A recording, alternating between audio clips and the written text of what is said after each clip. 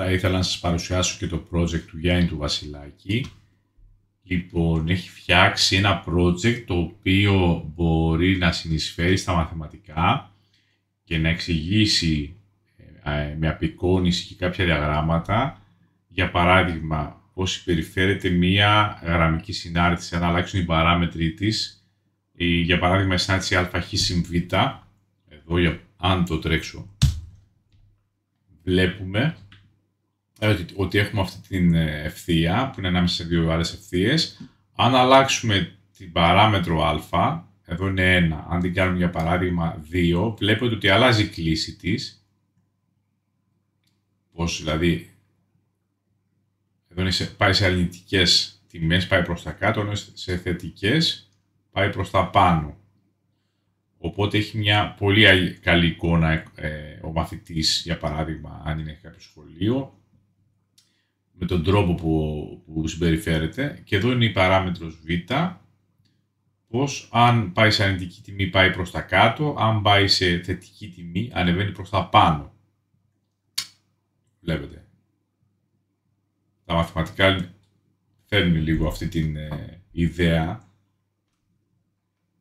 τη γραφική απεικόνηση. Μετά έχουμε την ΑΧ τετράγωνο και ΒΧ και Γ και σε δηλαδή, την δευτεροβάθμια δηλαδή,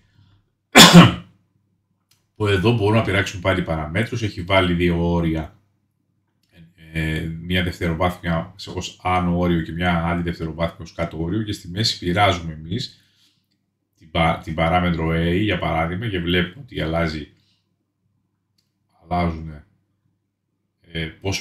πώς μεταβάλλεται στην ουσία η δευτεροβάθμια εξίσωση, αν το A είναι αρνητικό, θετικό, σε μεγαλύτερη τιμή κτλ.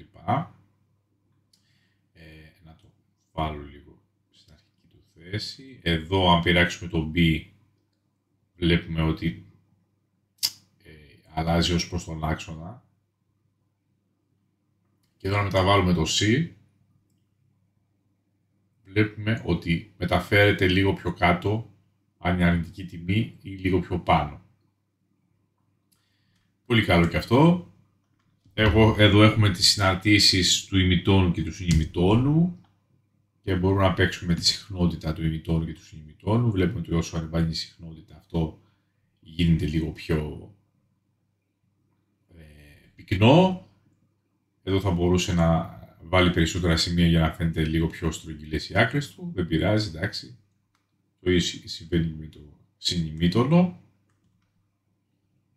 Μετά έχουμε την α στην χ, που εδώ μεταβάλουμε το A στην θετική συνάρτηση. Μετά έχουμε το λογάριθμο. Είναι μια πολύ καλή προσπάθεια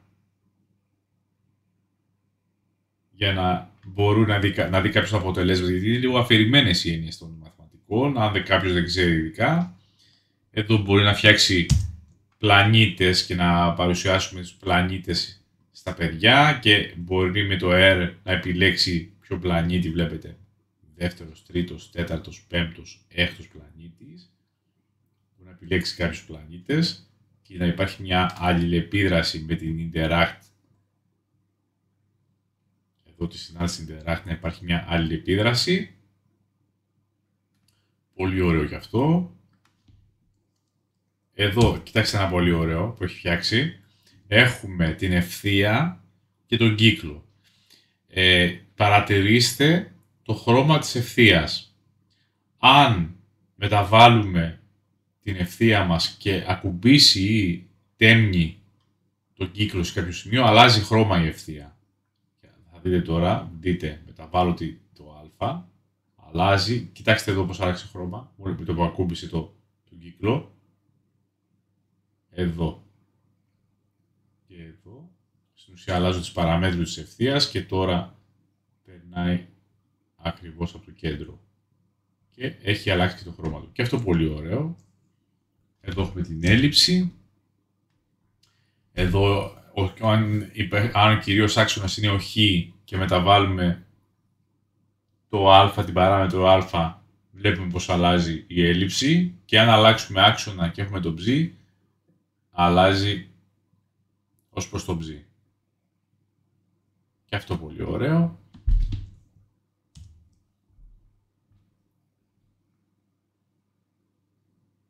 Βλέπετε. Έχεις μια πολύ καλή εικόνα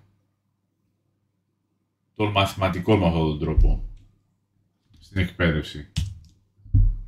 Και εδώ μπορείς να φτιάξεις πολλές ελλείψεις. Μια έλλειψη από ελλείψεις.